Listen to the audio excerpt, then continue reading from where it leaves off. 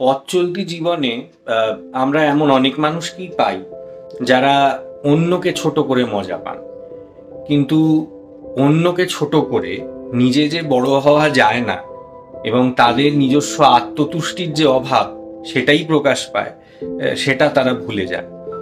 এবং এরকম তুচ্ছ-তাচ্ছিল্যের শিকার যদি মানুষ তার খুব ছোট বয়স থেকেই হয়ে থাকে, তাহলে তার মানসিক স্বাস্থ্যে যে কিরকম প্রভাব পড়ে সেটা যে ভুগেছে সেই জানে। উৎকণ্ঠা, ভয় এবং আত্মতুষ্টির অভাব নিয়েই বাঁচতে হয়।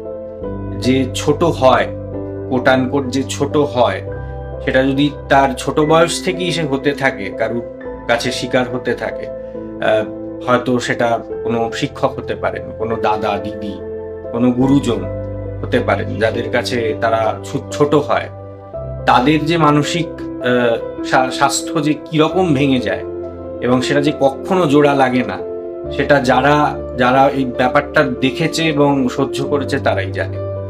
রবীন্দ্রনাথ ঠাকুরের গিন্নি পাস এন্টারটেইনমেন্টে সম্প্রতি মুক্তি পেয়েছে এবং আপনারা সেটা শুনছেন।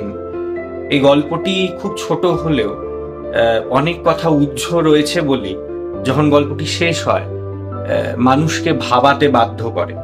এবং একটু হলেও গল্পটা শেষ হলে হয়তো যারা এই কর্মকাণ্ডে জড়িত, এই অন্যকে ছোট করা, তুচ্ছ-তাচ্ছিল্য করা, তাদেরকেও হয়তো একটু নাড়া দেবে।